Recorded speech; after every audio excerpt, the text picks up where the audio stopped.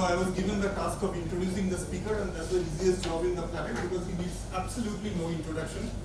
So, since he was my mentor and he's still my mentor in some way, so I'd like to say that knowing Subir has been a great experience, and his work and thoughts have encouraged and shaped the thoughts of condensed matter physicists of many generations.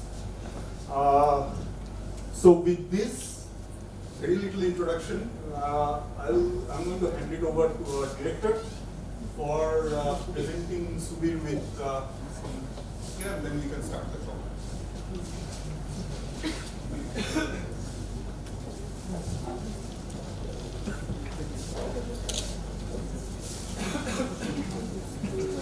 Thank you very much.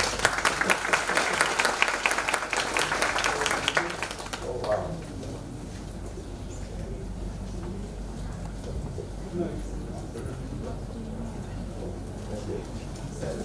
Thank you.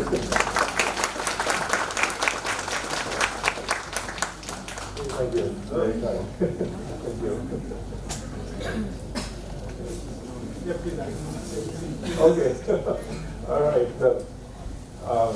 Okay. Thank you very much, Krishnendu, for that short and very heartfelt introduction. That's much more meaningful than a list of all the institutions I may or may not have attended. And thank you for your hospitality. It's really been great to be here at IACS and learn about the amazing history and meet a lot of interesting people here.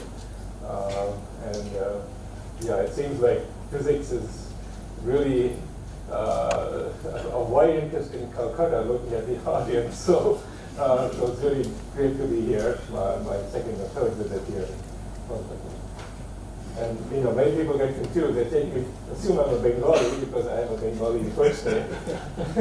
But that was not my choice. Sachdev, as you perhaps know, is a Punjabi name, so I'm really a Punjabi. But I'm happy to be an honorary Bengali. Okay. All right. So there's quite a few buzzwords here that I want to talk about: quantum entanglement, superconductors, black holes. I'm not going to assume you know anything about them really. I'm just going to give you a general introduction to some of the ideas. In fact, I'm going to begin with a historical introduction, listed chronologically, of some really great discoveries in physics. And I've just chosen them because ultimately they're connected to the modern topics I'm going to talk about. So they look rather disconnected. One is just the idea of entropy, which goes back to 1870. And then superconductivity was discovered in 1911. Black holes were theoretically postulated by Schwarzschild in 1916, but experimentally seen after the 1970s or 80s. And then finally, the idea of quantum entanglement, which first came up in a paper by Einstein in 1935, and experimentally detected not in the 1980s and since then many times. So these may seem rather disconnected. In particular, just a few years back, you'd never see a talk with the word superconductivity and black holes in it. But that's been one of the amazing connections that's been established over the last couple of decades. And the idea that ties them together is quantum entanglement, which is what I'm trying to get across. Okay, but let's begin really at the very beginning of these four concepts. So what is entropy and temperature? So entropy is a concept that initially appeared by engineers trying to build engines.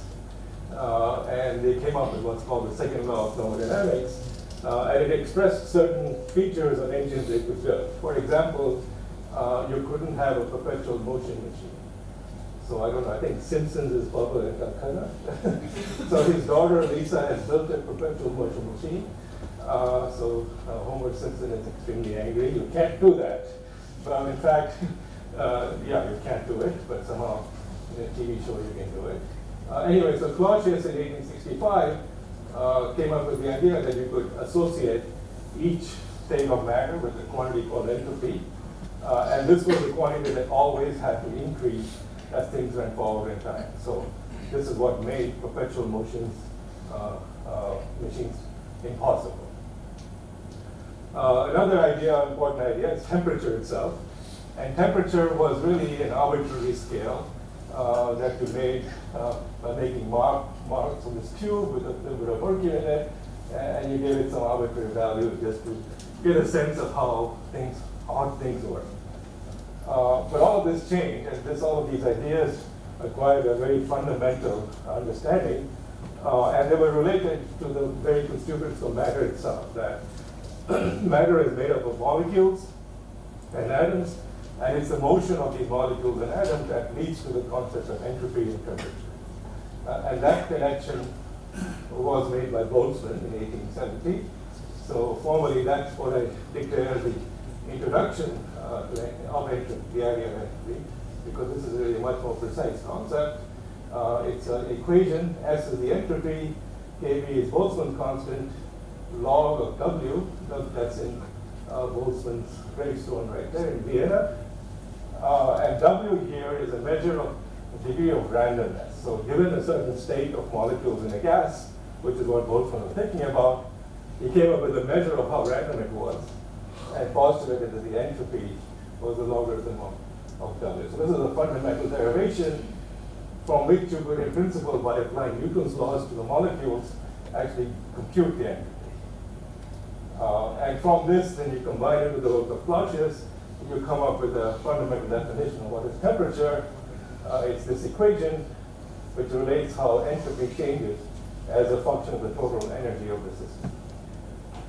All right, so that's a quick review of thermodynamics and statistical mechanics. And this was the foundation of many things you learned in such courses in both undergraduates and graduates. All right, so now we're going to topic number 2, superconductivity. That's going historically, which I said was discovered in 1911. So what's a superconductor? Well, so a conductor is something like copper. That's a good conductor of electricity found in every electronic device you can think of. Semiconductors now are even more common. So they're things like silicon, which conduct just a little bit, but they're pretty much just like conductors. And a superconductor, well, okay, it's not Superman or Batman. It's something that conducts electricity extremely well. And the first superconductor, So in copper, a good conductor, how does current flow?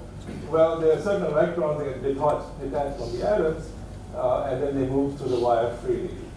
And the important point is that these electrons, the electrons get detached from the atom, they move to the wire freely.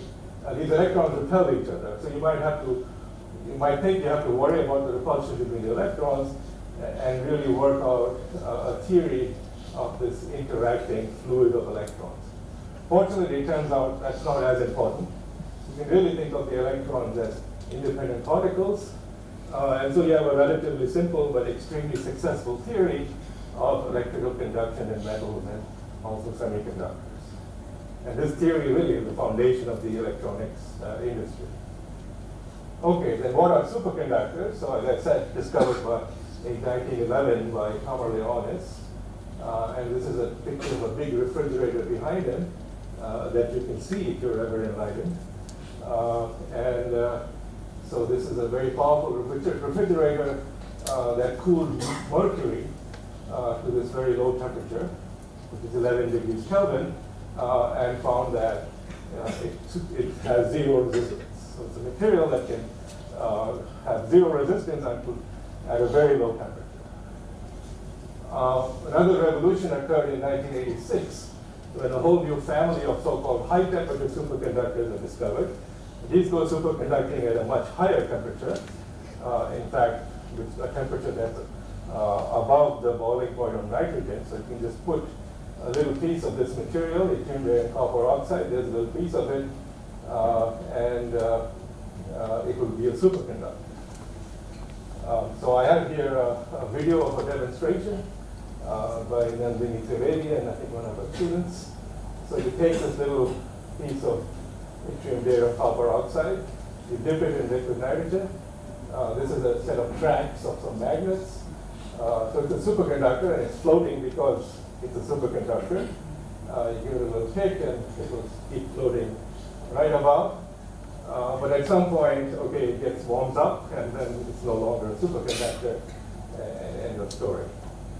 So anyway, you could imagine that these materials can be extremely useful, and indeed they are. They're being used anywhere you need strong magnetic fields. The superconductivity helps. So they are being used in magnetic resonance imaging machines. But one of the most promising uses for the future is to actually produce fusion energy. So fusion energy is when you take a lot of charged nuclei and compress them in a very strong magnetic field. And it's turning out that YBCO magnets allow for smaller, faster, and less expensive tokamaks. So here's a picture of a tokamak, and this ribbon here on the outside is yttrium barium copper oxide, it's a superconductor. So this is being built by several companies around the world today. Commonwealth Fusion Systems is one of them in Boston. And the hope is that this is going to solve the world's energy problems. Anyway, so that's enough for me to find superconductivity a very interesting thing to work on. That this could be really the killer app of our entire field if this actually works out. All right.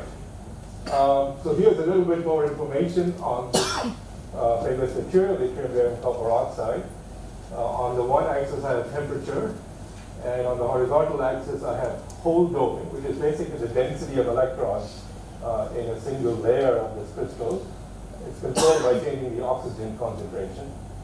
And as you vary the density, there's a certain range of densities where it's a superconductor, and you can see it has a critical temperature near 100 Kelvin, which is well above the boiling point of magnitude. So what we'd like to do is, really bring this to room temperature or even higher. That's been a dream since 1986. There's been small progress up to 120 or something. There have been claims of things all the way to room temperature, but they haven't really stood the test of time. This one has stood the test of time. And so in the theorists, we'd like to help with this effort along by trying to predict the value of these. So that's really an open question to today. Part of the focus of our research is, how do you figure out when this goes superconductor? And one of the reasons this is a very difficult problem is because the state above this critical point is also rather mysterious. So if you look down here where Tc is low, and you study the electron conduction in this so-called ordinary conductor here, or an ordinary metal, it behaves like copper, not very different. But if you look up here, the most interesting regime, before the system goes superconducting, as you cool it, it has many strange properties. I wish we had a better name for it than strange, but that's what seems to have been stuck. One of them is, say, the resistance as a function of temperature is a very linear function of temperature, and that's in this temperature range, that's something you never see in a material like copper. So the puzzle in the field, the important question in the field has been, first you have to understand the strange metal. And once you understand this, maybe you can then understand why it has such a high temperature for superconductivity. So that's one of the central open questions that's been open since 1986. I'll tell you some further ideas on how we think that we can make progress in that direction. Okay, so that's topic number 2, 1911, superconductivity. That discovery has led to many subsequent discoveries, including those of the high temperature superconductors, and even today, there are some really key questions that have not been answered. All right, let's go to something completely different, black holes. So what are black holes? Well, this is one of the great triumphs of theoretical physics. Black holes were postulated and found by Carl Schwarzschild in 1916, and then he died in World War I almost immediately afterwards. And he was solving Einstein's theory of gravitation, or general relativity, it's often called. And he found that it allowed for solutions called black holes. So these are, so this is the famous Schwarzschild equation. the radius of the black hole is twice times Newton's constant g, m is the mass of this astrophysical object, and c is the velocity of light. So if you take any mass m and you compress it to a radius smaller than the Schwarzschild radius, then the gravitational forces inside it will be so strong that light itself will be trapped. No light or anything could ever leave the region inside the black hole because of the extremely strong attraction due to this very dense matter inside the black hole. Anyway, so if you put in a few numbers, it sounds rather ridiculous. So if you take Newton's constant and the velocity of light, and then you put m, the Earth's mass, and then you find the radius is 9 millimeters. So if you could compress the Earth to the size of a pea, you're going to get a black hole. All right, so that sounds, nobody really believed this was actually going to be out there. That was 1916, of course. I mean, it wasn't until the 1960s when Oppenheimer and Chandrasekhar's work people started thinking about this as a possibility. Today, well, I'll get to that in a minute. Okay, but there's an even further problem with the theory. So once you compress the matter so dense, it continues to attract itself because gravity is completely attractive. And in fact, it collapses to a singularity at the center. So there's a matter of infinite density at the center of the black hole. So it's even denser than what I just suggested. And so that again seemed like a failure of the theory or something that would be impossible. And so the singularity convinced many that black holes were unphysical solutions of Einstein's equations that did not exist in our universe. But they do. So here's a recent picture just from last year of the Event Horizon Telescope of the black hole at the center of the Milky Way. And this is a supermassive black hole. It's about as heavy as 4.3 million solar masses. And using the Schwarzschild formula, that gives you a radius of about the size of the Earth's orbit around the sun. So it's quite a big object. It's very, very heavy. What you're seeing here, I think, radiation around the black hole. You can't actually see the black hole itself. Anyway, so, and it's believed that every galaxy has a black hole in its center. There are also smaller black holes on the order of tens of solar masses all around, and they're being detected by the LIGO observatory. So it's really quite remarkable how common they are. All right, so they're there, and the detailed properties so far agree completely with Einstein's theory of relativity. Okay, now going back to this question now, all right, so they're there, then there's the question of what is inside a black hole? Well, it seems to be a matter of infinite density. But once things got so dense, then surely you can't apply Einstein's equation. Everybody agrees to that. So you have to apply the theory of the short scales, and that's the quantum theory, the same theory used to describe the motion of electrons in a hydrogen atom. So really you need to think about the quantum theory to understand what is inside a black hole. All right, so people, the first person to really start thinking seriously about applying quantum theory to black hole was Hawking. And he came up with a conclusion, which I will describe a bit more later, that when you look at a black hole from the outside, it looks like a thermal object of the type that Boltzmann may have been studying. You measure the radiation of Planck, you measure the radiation coming out, and you can associate with it a 10 to 3 temperature, and it will evaporate, like a cup of coffee. But the time it takes for an actual black hole to evaporate is much longer than the age of the universe, so it's not an effect that you can really see as yet. And speaking of famous equations on gravestones, this is a picture of Stephen Hawking's gravestone. Here lies what was modeled on Stephen Hawking in Westminster Abbey. Actually, I was in London this summer and I wanted to go see this, but the line was way too long, so I didn't actually see it, but I took this picture from the web. And so that's Hawking's formula there, right here. This is the temperature every black hole has. when you combine it with Planck's constant, that's the quantum constant of the uncertainty principle, the velocity of light, Newton's constant, the mass, and Boltzmann's constant. So this is an amazing formula that puts together all the different constants of physics in one formula. So, and when Hawking proposed it in 1975, again, there was a lot of skepticism. Is this really correct? I don't think there's any skepticism today. There's lots of checks on it and many different ways of understanding.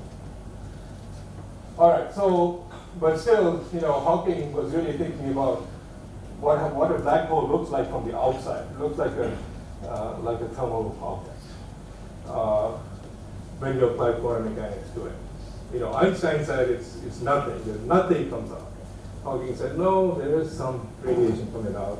It looks like a black body sending out some radiation. And that's entirely a quantum effect. But still, it doesn't answer what's inside. What is this a temperature of? So if you ask, Boltzmann, when he was studying the gas in the room, he would tell you the temperature is the kinetic energy of all the molecules. So that's what it is. And the entropy is associated with the randomness of the molecules. So here there's a temperature and entropy, but of what? So that question still remains, and it still remains to some extent, to a great extent today. What has happened to the matter inside a black hole that it makes it look like a black body from the outside? All right, so finally, great idea number 4 with quantum entanglement. So, and this will be the idea that I will say in the very last part of my talk, if I have time left, that's going to, I think, is the key to understanding the big open problems in superconductivity and also in the theory of black holes. And that's quantum entanglement.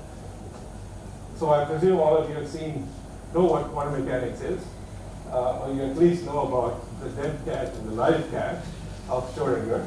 So what the cat, Mr. Schrodinger, I have good news and bad news. Now, okay, so that means the cat is in a superposition state, one dead and one alive. Of course, that's impossible because for that to be possible, the cat has to be totally isolated from the rest of the universe, which means it can't breathe, so it'll be dead anyway. So anyway, but it's a good idea to keep in mind. But if you take, what this idea illustrates is a fundamental new feature of quantum theory, which is completely absent in the Newtonian view of the universe, which is the idea of superposition. Newton would have said every particle in the universe has a position and momentum, and that defines the state of the universe. But now you have the idea of superposition, that every particle, or even a macroscopic object like a cat, can be in more than one state at the same time. So we say superposition. All right, that sounds completely ridiculous when you first hear of it, but it's something that's thoroughly been tested, and it is the basis of our understanding of the microscopic world. So one famous experiment is, of course, the double slit experiment. If you take a bunch of electrons and put them through 2 slits, well, the answer is which slit do they go through? Well, really, they go through both. And if you detect the electrons on a screen, you see them come one at a time. So it's only, you see one bit. But when you see many, many electrons, you see this interference pattern of light and dark. And that's something you can understand if the electron was a wave coming through both slits. So it looks like a particle when you detect it, but it's a wave in the sense that it can go through both slits. So the very simple superposition principle is that the electron has 2 states, the left state and the right state, and the actual state of the electron that is going through is something like left plus right. All right, so that's the basic idea to get used to and accept. Many people have challenged it, but they've withstood all challenges since then. It's the one physical principle that seems to be completely correct, with no corrections. And so now let's try to apply it to something more interesting than some microscopic electron in this famous double slit experiment. And so Einstein in particular was one of the people who remained skeptical of this idea. And in 1975, he wrote this famous paper can quantum mechanical description of physical reality be considered complete? And it was clear from the paper, if you read it, that the answer Einstein thought was no, meaning that something is missing in quantum mechanics. And in this he proposed a famous, what was then a thought experiment, which is this is the modern formulation of it. So imagine you have something like, say, a hydrogen molecule. And so what was certainly known by 1935 is that there are two electrons in a hydrogen molecule, and they're in a superposition state. So highly simplifying many things, we just label the electron by its spin, which can have only two states, say, up and down. So there's one state where the first electron is up and the other electron is down, and the other state has the opposite assignments. And the answer is, which electron is up and which is down. The answer is neither, it's really both. So there's a superposition state now of two electrons, not one electron. All right, so you can accept this, but because you accepted the double slit experiment, and many details of the calculations agree with so many experiments. But EPR, I said, Kowalski and Rosen said, imagine the following thought experiment, where you separate the two electrons without disturbing their spin. So this means that this electron, could be here in Kolkata, that could be in Bangalore, and if you did this experiment carefully enough, there would still be in a superposition state. There would still be the combination of these two states, this linear superposition. So now imagine that me sitting in Bangalore have this electron, and I measure it and look at it. And so when I look at it, just like in the double slit experiment, I'm going to see it in definite positions. Say I see it down. And so this experiment would say that at that very instant, the other electron would be up. So measurement of one electron instantaneously determines the state of the other electron very far away. And this is what people call spooky action at a distance. People say Einstein said this, and I didn't believe them until last summer at the library of the Institute of Advanced Study, Ahmad Al-Mehri showed me this. So this is a letter that Einstein wrote to Max Born in 1947. And this is spooky action at a distance in German. Something like that. Anyway, the English translation is, I cannot seriously believe it the quantum mechanics, because the theory cannot be reconciled with the idea that physics should represent a reality in time and space free from spooky actions at a distance. Meaning that it shouldn't be that what I measure in Bangalore affects what somebody else is measuring in Kolkata. That makes no sense. Well, that seems to violate, in Einstein's view, the idea that no effect can travel faster than the velocity of light. All right, well, it doesn't actually violate that. That is still a correct principle.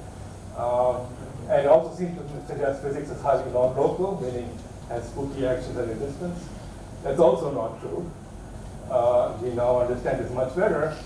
But what we have to give up is the idea that a quantum state is a local object. A quantum state is not something you can measure. Quantum state is a theoretical idea that we use to describe the world around us. And we have to resist the temptation to associate the quantum state with one particle or the other particle. The particles interacted in the past, they shared a quantum state, and they continue to share it when they get separated, because nothing is acting on that state. So once you accept the idea that quantum states are intrinsically non-local, then there is no problem. There is no violation of causality or anything. I think that's the modern understanding. Anyway, you don't have to believe me. The New York Times tells you that, sorry, Einstein, quantum study suggests spooky action is real. This is 2015. This is an experiment with photons, not with electrons. Electrons are much harder to work with because you will always disturb the spin no matter what you do. But with photons, there's a polarization that can be preserved for miles, in fact. And so here they created two photons and did see that they were entangled 1 kilometer apart. I think since then this experiment was done thousands of kilometers with satellites and so on. So no question, at least for two particles, quantum entanglement works. And it's really the foundation of many, many other effects in physics, which have been tested in great detail. Okay, so that's the end of my review of great discoveries in physics, which may or may not have anything to do with each other. Oh yeah, we're doing time. That's about 4:30, right? So I'm halfway through. Okay. Yeah, let me get a little bit of water. Any quick questions? Yes? Sir, you were talking about plasma fusion with some... Yeah, superconductivity and plasma fusion, right? How plasma fusion is done? Well, I don't know much about that myself. So plasma fusion is when nuclei fuse, like hydrogen and deuterium and tritium, they fuse and that releases a lot of energy. So the key is to get them moving fast enough that they overcome the Coulomb repulsion and fuse. And that you do with the magnetic field. That's what a tokamak is. And so as far as the superconductivity is concerned, it's just a way of getting very strong magnetic fields in a very tight space. And superconductors are very helpful with that. Okay. All right, so I've talked about, so now let me tell you the rest of my talk. I told you about open problems of superconductivity. I told you about, how do you compute TC? When do you get a high temperature superconductor, for example? I told you about black holes, and here, of course, the big question is, what's inside a black hole? Well, we don't have answers to either of these questions, but I'm going to tell you about some progress in that direction, I hope, which relies very much on quantum entanglement. And in fact, it leads to a rather intimate connection between these two topics. Okay. So what we need to do, really, and many people have this view in both fields, is to understand quantum entanglement of more than two particles. Two particles, we have zillions of experiments, we know how to do it, but we now need to understand what happens when you have, say, 1 million particles. What are the different types of entanglement? What are the patterns of entanglement? And what are the physical properties of a system with these types of entanglement? These are largely open questions. If you want everything to be known. But there's been a lot of progress in these questions from many different fields of physics, some coming from inert matter physics, some coming from black holes, and also ideas coming in from quantum information theory, where you're trying to build quantum computers where you control the entanglement to give you some useful answers. Now that's extremely difficult to do, but here I want to talk about entanglement as it occurs naturally in some systems like superconductors and black holes. All right, so then I'm going to discuss it using my favorite model, because there's my name. So the key in physics has been, of course, if you look at history of physics, great progress is made when there's some simple model that has the basic effect, but it's simple enough that you can actually solve it and understand its properties. And that seems to be the case for the SYK model. Okay, so before I get to infinite particle entanglement, let me go back a little bit and mention the theory of benzene. So Kekulé was a German chemist who came up with the theory of the benzene molecule with its 6 carbon atoms in 1865, which is even well before the development of quantum mechanics. But what he anticipated in today's language is how you entangle 6 electrons. So there are 6 electrons, 3 electrons, if you wish, associated with each carbon atom.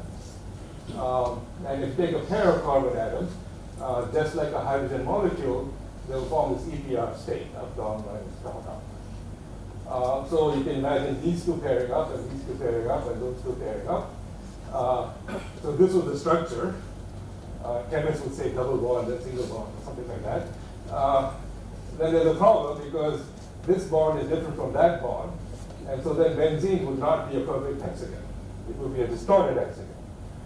But of course, there's another possibility, which is this. And so Kekulé proposed that it was both, that there was what he called as a resonance, and between these two possibilities, Kekulé would say is an entanglement of 6 electrons leading to, wrong direction, leading to perfect hexagon structure for benzene. If you look up Wikipedia, it says that spoke of the creation of the theory. He said that he discovered the ring shape of the benzene molecule after having a daydream of a snake seizing its own tail. This is really true. Well, according to Wikipedia anyway. So I decided I had to have a dream. So here's my dream, which is not true. That you take this square lattice, and you put lots of snakes in it, and every time there's a snake, there's some entanglement.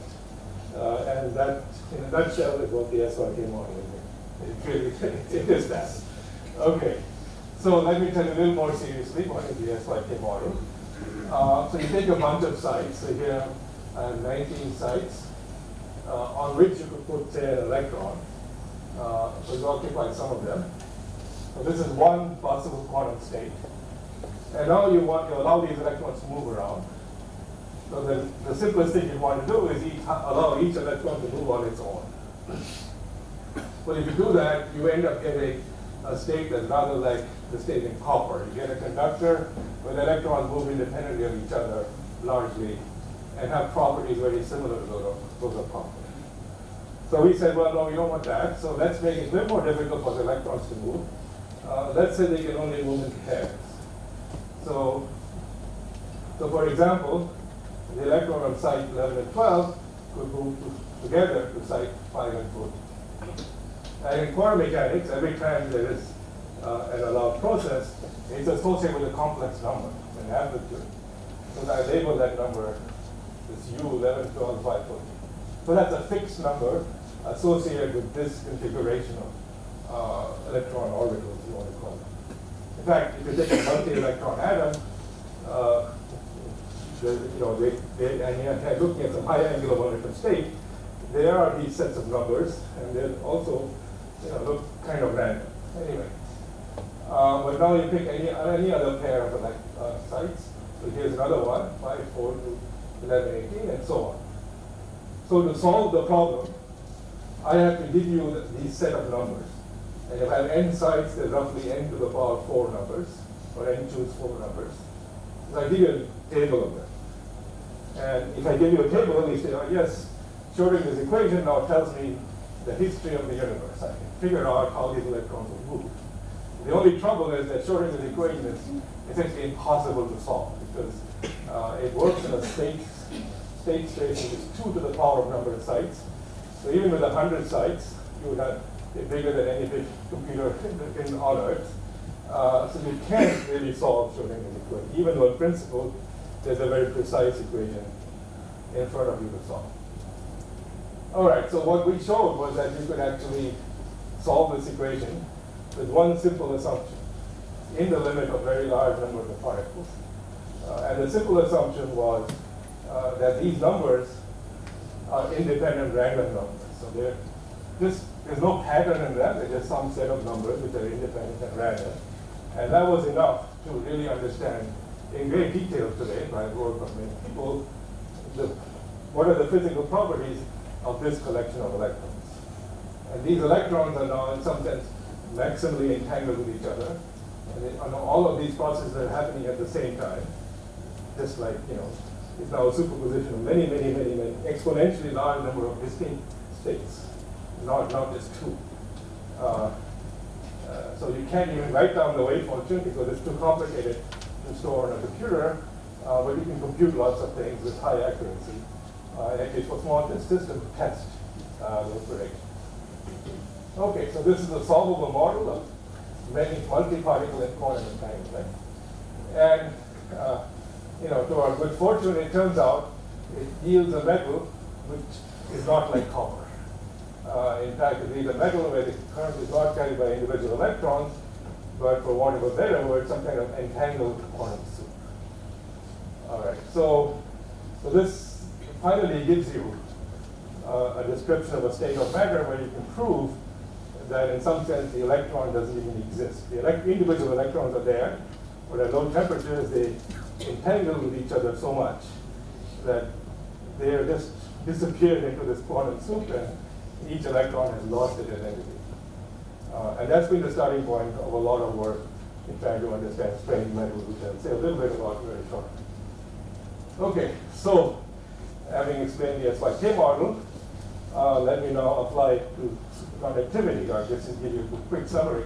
I gave a more technical talk at the Bose Institute yesterday, but this is just two pictures. Okay. So here's the phase diagram I told you about earlier. I didn't tell you about what the electrons were doing, but I told you there was a strange metal that we'd love to understand. Okay. We think we're getting there, so I'll just tell you what the current ideas we're working with. So to understand what the electrons are doing, I want to actually go to this limit where this whole doping is 0, and you have an insulating compound.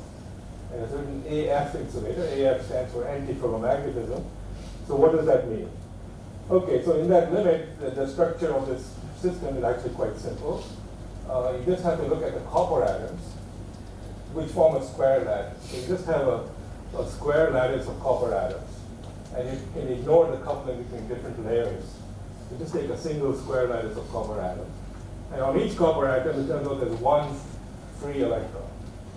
And in the antiferromagnetic insulator, the electrons arrange themselves like this. So these are the copper atoms. The blue are the copper atoms, and there's one important electron. And it's down on one sublattice, say the white squares of a chessboard, and it's up on the black squares of the chessboard. So this is what we call an antiferromagnet, and it can be detected, has been detected in numerous experiments.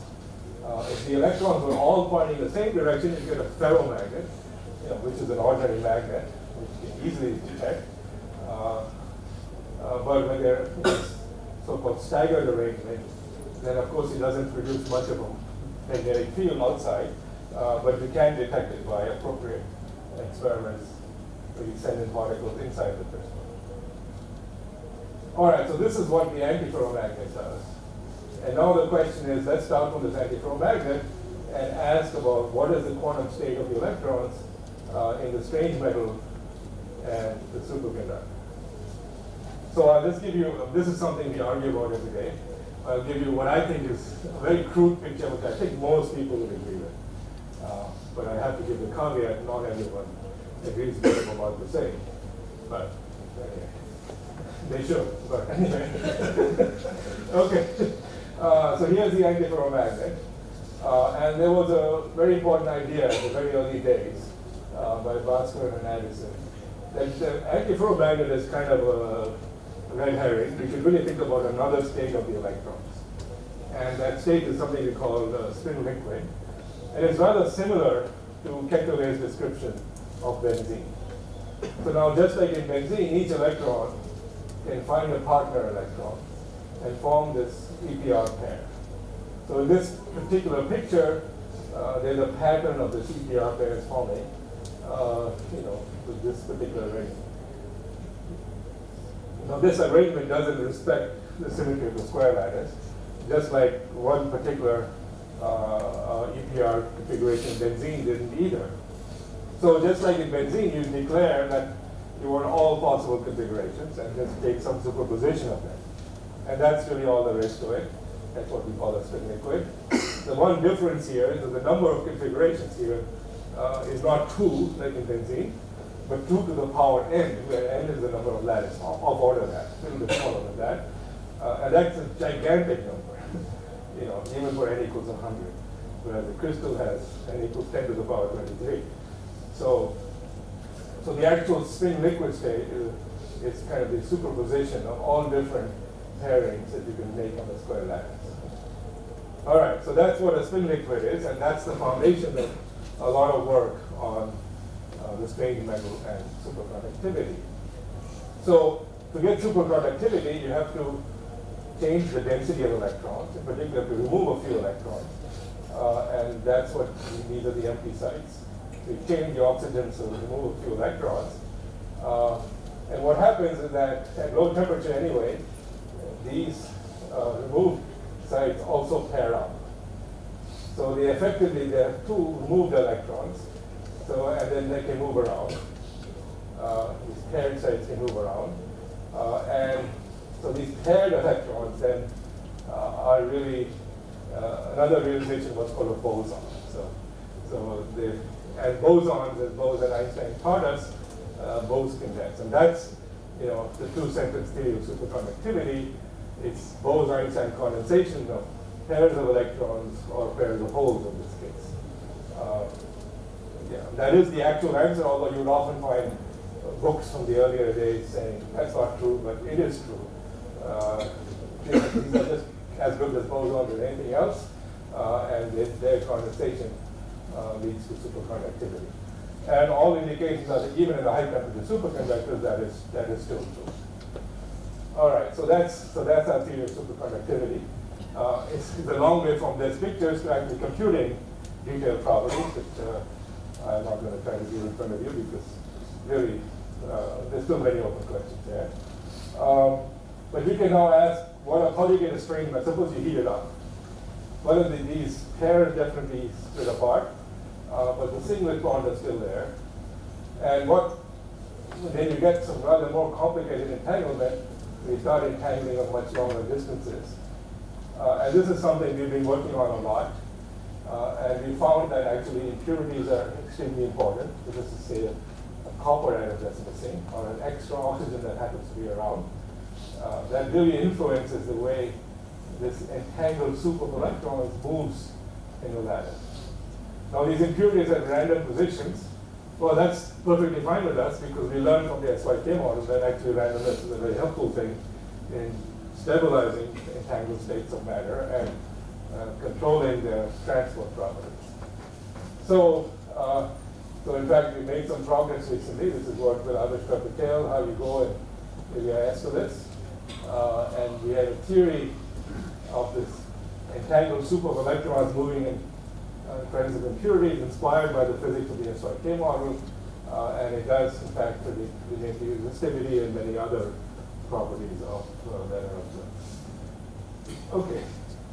All right, so then I've given you a flavor of how complex entanglement as that in the SYK model has some analogies, although it's not exactly the same, but has powerful analogies that have enabled some progress in answering some key questions about the strange metals, and eventually we hope to actually computing PC and maybe even increasing it to higher temperatures. Okay, so now as the last topic, to complete the circle of ideas. So there's a lot of ideas here. What has quantum entanglement got to do with black holes? And here the amazing thing is the SYK model actually turns out to be a black hole. You don't have to make any changes. It turns out to be a complete description of a very simple type of black hole. And that's had a huge influence in the development of the subject in the last 10 years or so. And I didn't even know what a black hole was when I came up with the idea in 1992, 93. But over, about 2010, I realized that there was a connection to black hole physics. And then Kitaev in 2015 really solidified that connection. And it's kind of amazing that you don't need to actually modify it very much at all. It gives you a description of certain black holes and helps resolve some of the open questions.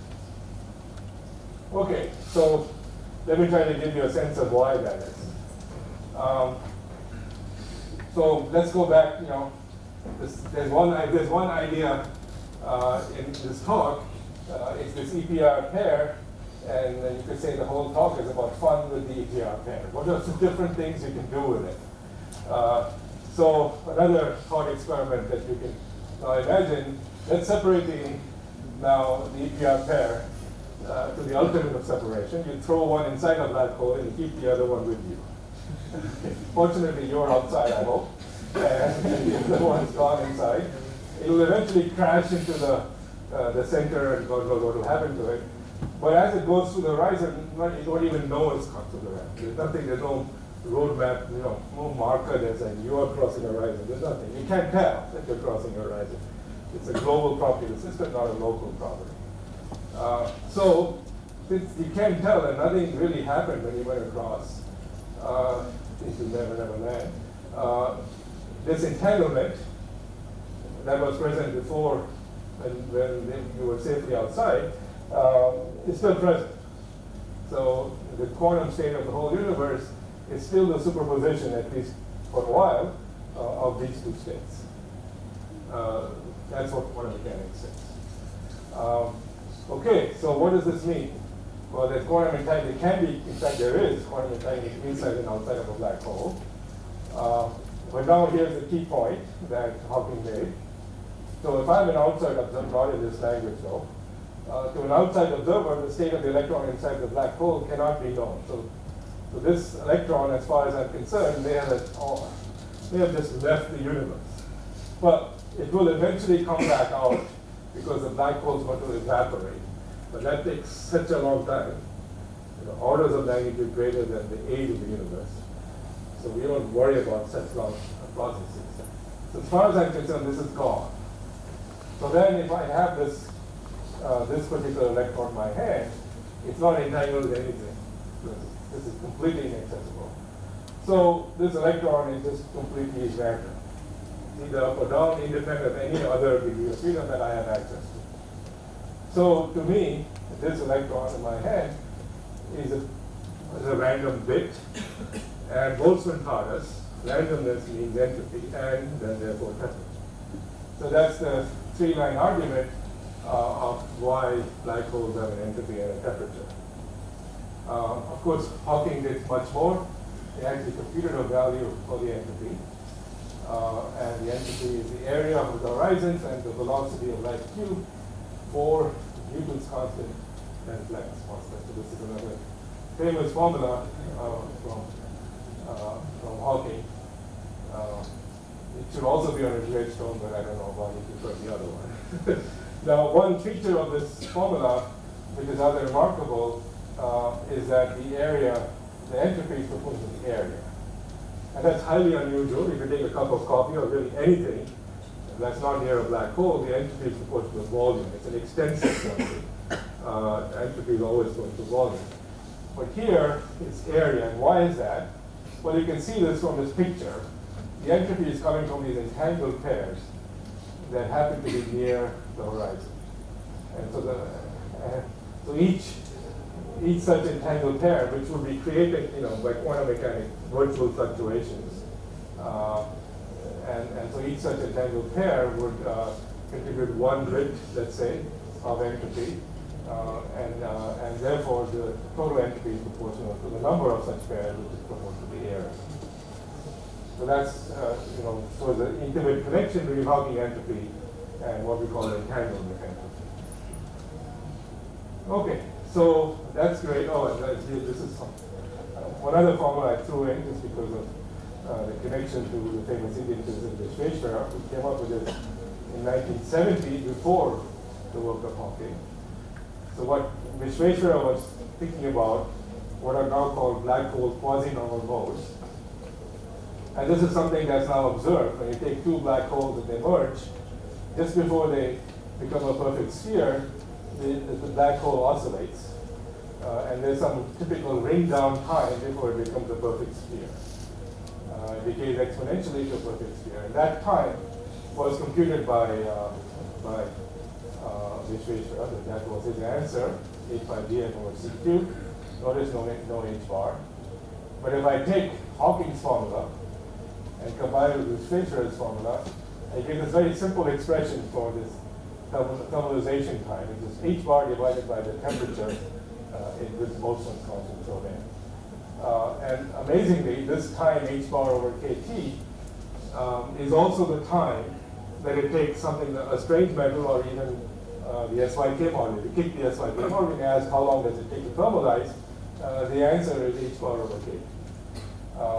And this was, for me, the first indication that there's actually a connection to strange metals and the SYK model. All right, this is like a vague-looking connection, but it's actually much more precise, as I will summarize in the next few slides. I have 5 minutes left. Okay, great, perfect. So, the question that's been in the field since 1975, when Hawking proposed his entropy formula, how is it compatible with Boltzmann? In other words, is there some quantum system, some quantum description for the collapsed matter at the center of a black hole whose density of quantum states, D of E, this is the quantum analog of Boltzmann's W, matches Hawking's entropy in accordance with Boltzmann's formula that S is K log D, K log W on his gravestone. So we want to combine, Boltzmann's gravestone with Hawking's gravestone. How do you put that together?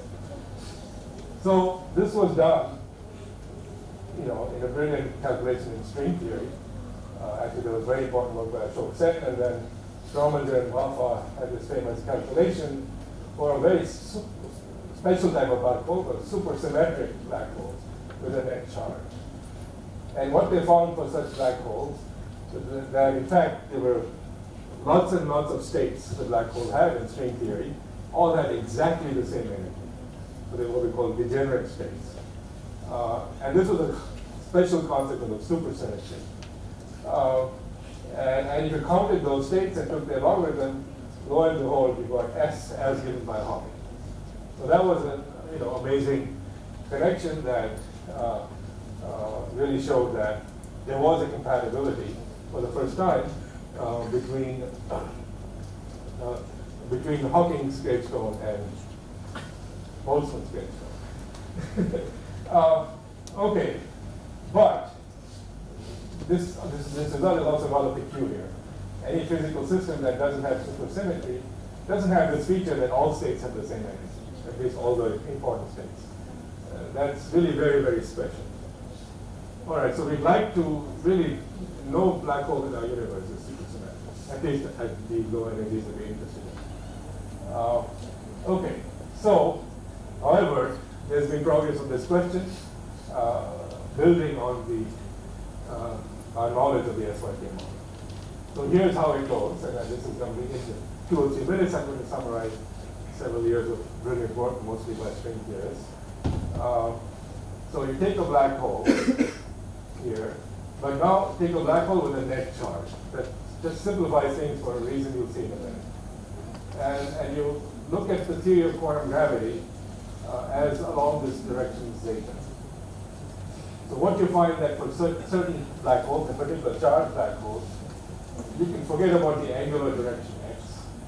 You can just do a theory of quantum gravity along this radial direction, zeta. So that's great. You have a theory, all you need is to understand the entropy of this charged black hole is the theory of quantum gravity in one space and one time dimension. Now one space dimension is a lot simpler than 3 space dimensions. So a lot of progress has been possible. Okay, so it turns out, so we only, then where is the entanglement? Well, the entanglement doesn't depend on x, so we really need the theory of entanglement at one point on the horizon to understand what's going on in this theory. All right, so do we have a model which is just at one point with lots of entanglement? Yes, you guessed correctly, that's the SYK model. So you could imagine that all you need is a theory of the SYK model to understand the entanglement of the horizon in this theory in one space and one time dimension. Now the amazing thing is, and this came over the work of many people, the equations, you can start from Einstein's equations and figure out what are the theory describing entanglement across the horizon in one space and one time dimension for a charged black hole. This is kind of what Hawking showed how to do. Or you can start from Schrodinger's equation for the SYK model and write down some equations in the large n limit of how entanglement proceeds. And it turns out those are the same equations. They turn out to be exactly the same equations for certain reasons I will not explain now. And so that allows you to suddenly make some remarkable progress. And so the tongue-in-cheek answer is what is inside the black hole. So from the point of view of the outside observer, you just see the horizon and there seems to be an SYK model there. But from the point of view of an infalling observer, there's something like, not literally the SYK model, but it's a good enough description to be consistent with everything you know from the black hole from outside. Anyway, so this has led to some remarkable progress. So for example, this quantity d of E that I mentioned, the density of states as a function of energy. For the supersymmetric solutions, they've all had exactly the same energy, so there was nothing more to say except count how many states there were. But the SYK model has this very strange dependence on energy with various prefactors here that are computed by various people. You can read about it in the Reviews of Modern Physics article. And this has led, just in the past year, to a very precise expression for the density of states of a non-supersymmetric charged black hole in 3 space and 1 time dimensions. So here A is the area of the black hole, G is Newton's constant, C is, so this bizarre factor here came directly from the SYK model involving Newton's constant, Planck's constant, area and energy, and the velocity of light. And this is Hawking's result, A C cubed over 4 H bar G. And this is something very subtle, only worked out last year by IACS, Subir Sachdev and Julia. All right, so we've come up, we've really come up with a rather precise understanding of how Boltzmann meets Hawking in a very generic situation for a charged black hole. All right, so to just recap quickly, I gave you an introduction to 4 great discoveries in physics: entropy, superconductivity, black holes, and quantum entanglement. And I've argued that quantum entanglement really, for many, many particles, is the key to understanding many open problems and making progress in those problems in the theory of black holes and theory of superconductivity. And my favorite model describes multi-particle quantum entanglement, which results in the loss of the identity of the particles. And this has had 2 very different directions in which this theory has been developed. In one set of variables, it describes the strange electrical properties, or it helps describe, that's key, it doesn't literally describe them, the strange electrical properties of light and CO.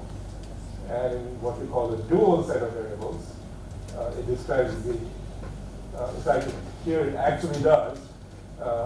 We don't know it's the complete description, not for very high energies, but at low energies, it does describe the density of states and many other features of charged black holes. I think that's it. Okay, thank you.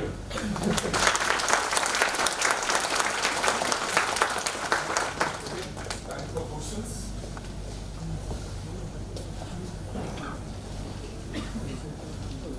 Yeah. In the SYK model, you have mentioned that the movement of the electrons, you have chosen that to be as some random numbers. Yes. But have you considered the electron to be moving so on? Suppose it doesn't move, it goes up and again comes back to the same lattice. What are the graph that you have shown? Well, those are supposed to be numbers characterizing amplitude of certain process. Okay. You can certainly imagine, I mean, the key is that the electron has to move in pairs. So you can certainly imagine, and that's part of the process, 2 electrons move there and then come back. Yeah. That's allowed. That's part of that's one of the exponentially many processes we have to sum over. That's certainly allowed by the theory. Yeah.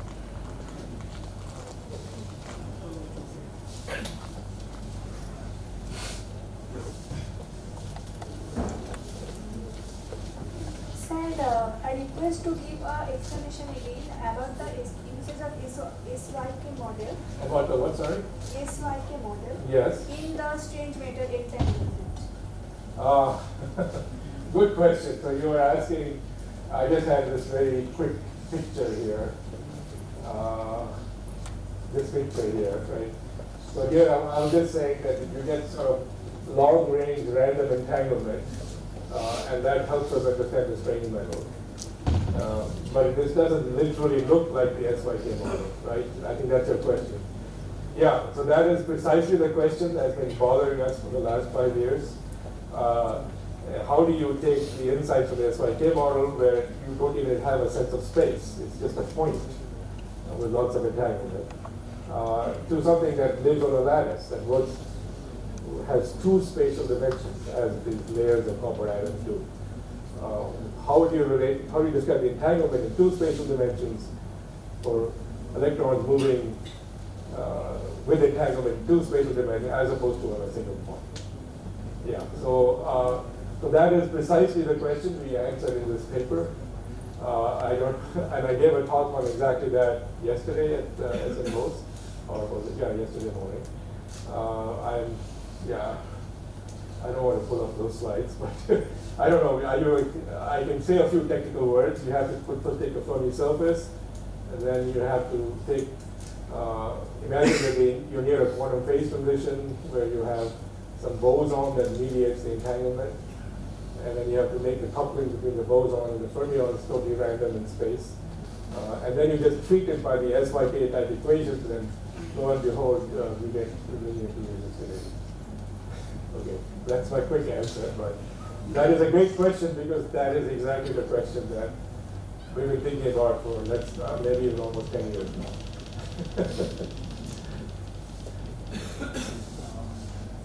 Yeah, sure.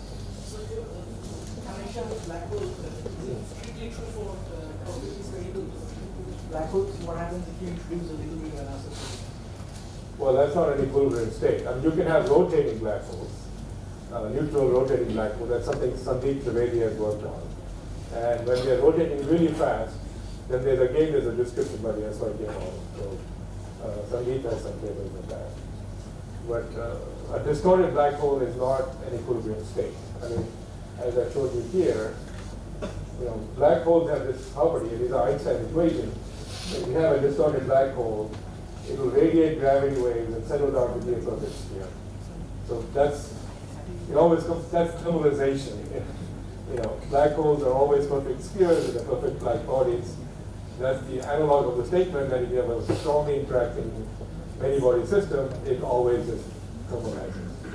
So black holes just always thermalize, and the only thermal state is a sphere. So they never, this distorted state we say it won't last very long. It's not an equilibrium state to which I can apply statistical mechanics.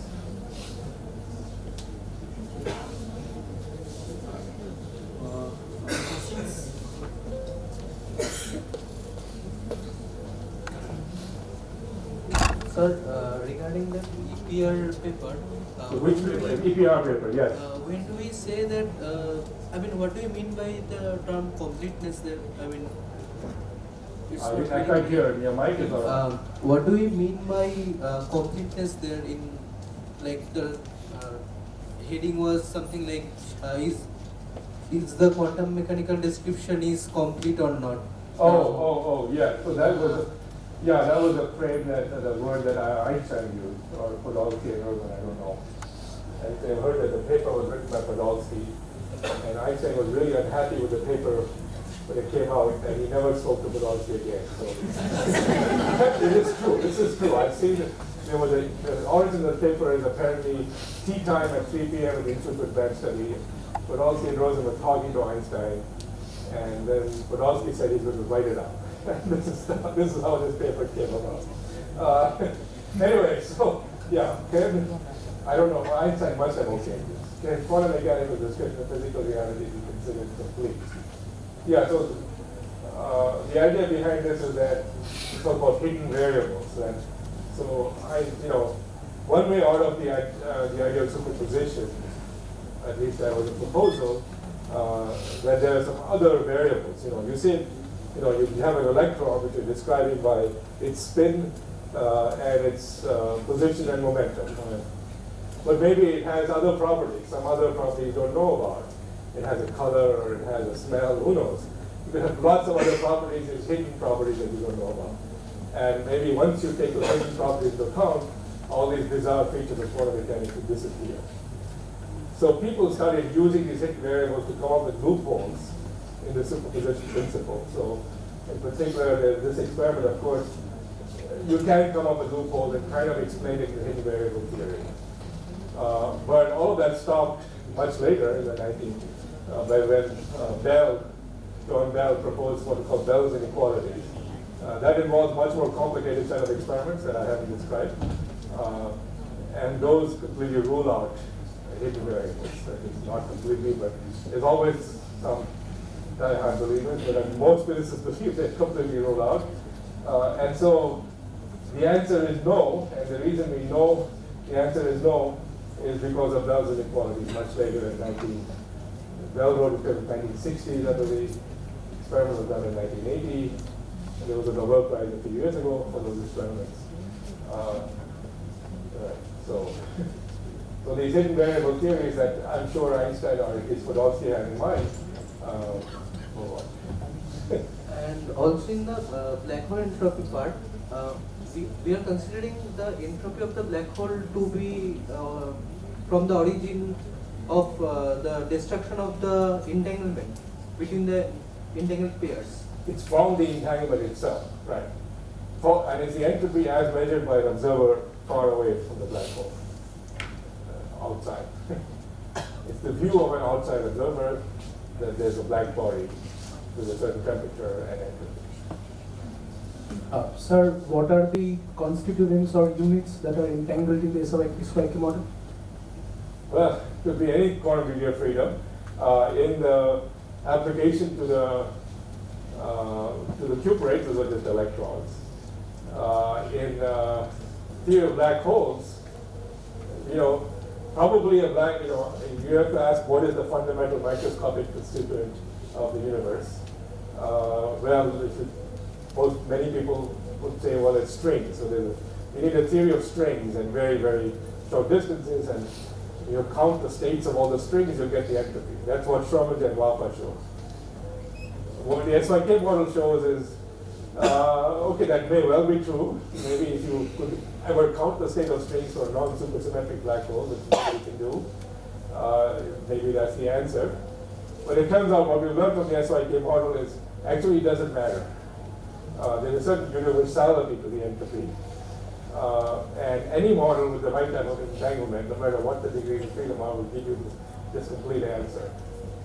Modulo the three factor, you need to know a little bit about the number of massless particles in the universe.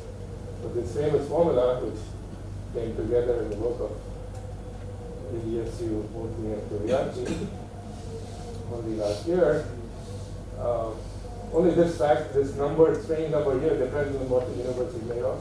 Everything else doesn't. And so that universality has somewhat, so I'm not saying that actually, that's why I said this picture is tongue in cheek. There's probably strings in there, but actually it doesn't matter. Okay, thank you, sir.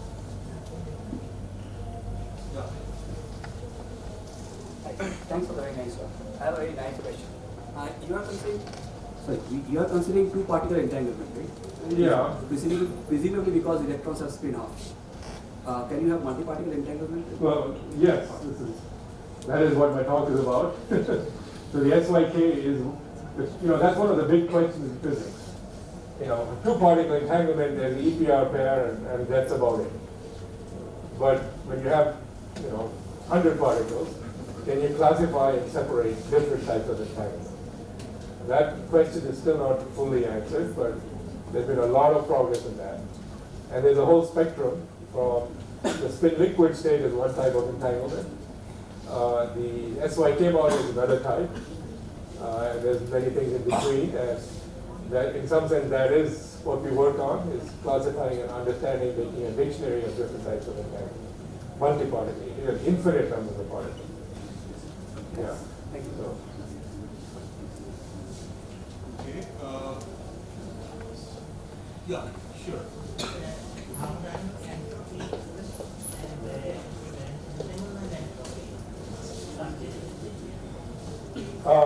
Yes. You can think of, there's something called von Neumann entropy. And in certain situations, it reduces to Boltzmann entropy. And other situations, it reduces to entanglement entropy. But there's a common formula, trace rho log rho, which basically can use in both situations. Yeah, absolutely. Yeah. But in some situations, like in a black hole, the von Neumann formula will give you the entanglement entropy.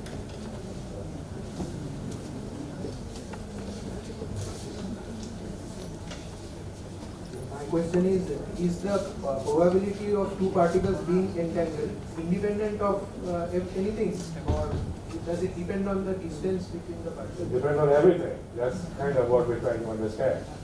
You know, so So is there an effective distance after which the possibility of being entangled becomes negligible? not necessary, depends on the state of matter. So that is, in fact, the still liquid state. Like I said, it's a superposition of exponentially large number of microscopic particles. So in this still liquid state, this particular quantum state, the entanglement is really long range, it's infinite. And the SYK model has no sense of distance, but in the still liquid state, there's no limit as far as we know. You know, there's some theories of quantum mechanics which say that eventually there's some dissipation and gravity measures the wave function, and quantum mechanics ceases to apply beyond some length scale. In fact, Penrose, the famous person who won the Nobel Prize a few years ago, has a book saying that. So if that was really true, the still liquid would fail beyond a certain distance. Its structure would not be that. And that seems highly unlikely because you may have heard something called the fractional quantum Hall effect. That has long-range entanglement, and as far as we can tell, it's perfect. You get fractional quantization of all conductance, rather large samples. So I highly doubt that Penrose is right, or this kind of idea is right. I have another question. Is it possible to physically induce entanglement, or physically it is entanglable? Yeah, well, that's what a quantum computer wants to do. It's not so easy. So in this talk, I have focused on systems where I just take what nature gives us and we try to understand it. But to actually control it, yeah, that's exactly what a quantum computer wants to do. It's not easy because any kind of random noise is going to just, what is measurement or what is noise now is also entanglement. You have some other degree of freedom which entangle. You were trying to entangle this electron with that electron, and some other strange nuclei combined disturbs it. Well, it's kind of entangled with that nuclei and so on. The measurement itself is kind of an entanglement of the measuring apparatus with the thing being measured. Sir, very small thing. Once you were talking about like at the edge there is something linear dimension of entanglement. And later somewhere you were talking about a 3 plus 1 dimension, 4 dimensional thing. Yeah. So why this dimension is like changing and Well, yes, thank you. Yeah, so here we are in a two-dimensional world in the ship race. So we live in a 3 plus 1 dimensional world. And what we'd love to do is compute the entropy of a non-supersymmetric black hole in 3 space and 1 time dimension. Nobody can do that today. There's no such company that does it with any accuracy at all. That's too hard. But what we realized in the last 10, 15 years, if you take a charged black hole, then at low energies, this black hole in 3 space and 1 time dimension, you can remove 2 of the dimensions. They're not important. That you get a highly simplified theory which is in 1 space and 1 time, and then you can celebrate because then you can just bring in the something more. But, that was my lucky day when that happened to be the case. But, that's a trick we're using at that point. That somehow a theory in 1 space and 1 time dimension can give you an answer for an actual black hole in 3 space and 1 time dimension. It did not have been the case, but it does work in this case. Yeah. Very question from a chemist, biochemist point of view. Yes. So in chemistry, we call it pi electron. What, sorry? Pi electron. Yes. Electron delocalization. Yes. Electron cloud. So these two, do you think the same thing we are talking about? Well, not quite. Yes, good point. Thank you. Chemist caught me. But if you look at, there's one point of view. There are these pi electrons, and the pi electron is delocalized in hexagon, which completely ignores the repulsion between the electrons. Another point of view is that the electrons are actually sitting on the carbon atom, and you never want to have 2 electrons on the same atom. So there's a correlation So this picture I'm presenting is the infinite correlation limit, where you have such strong interaction that there's never more than 2 electrons on any countermatter. So, can you apply your equations in those type of situations? Yes, yes. Many polymers will have this type of cloud. Absolutely. So How? the point is that the pi electron picture is approximate. This picture is also approximate, but I think it's more correct because it really accounts for the short distance pool of repulsion My motion. only thing is that will it give some new, can you predict some new properties of this? Well, yes. So, for example, if you have polyacetylene and you have an impurity, then you get a free electron at the domain wall. And that's not some. That's much easier to understand in this picture. Okay.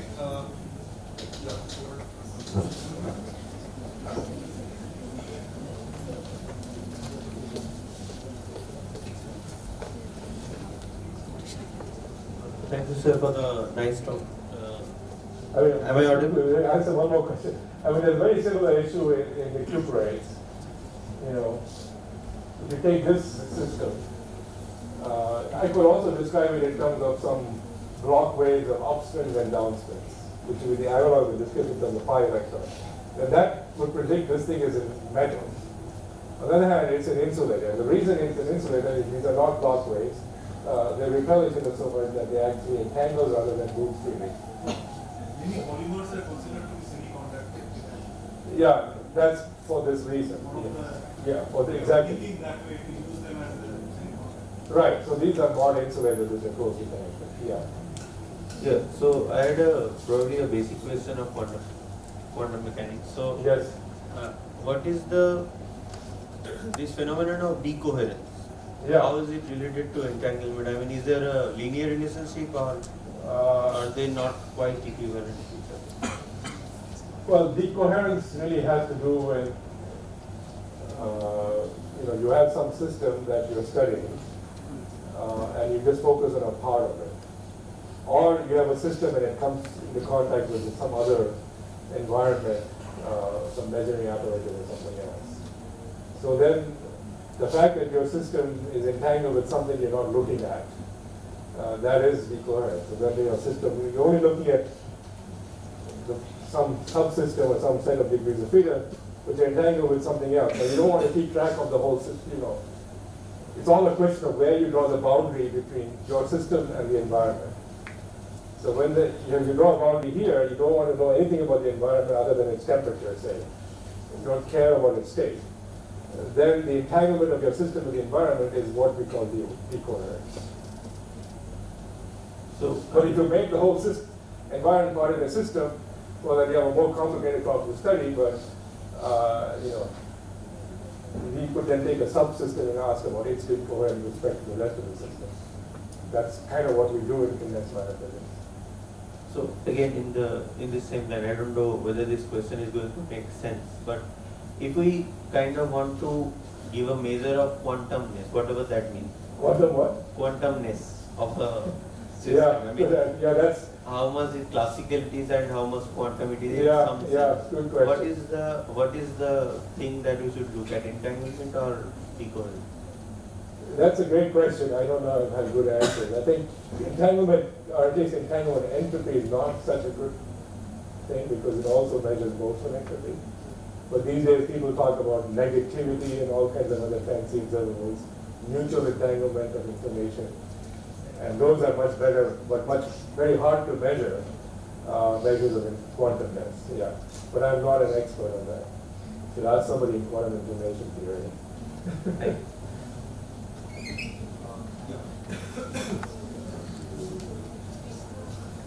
Need a mic, yes.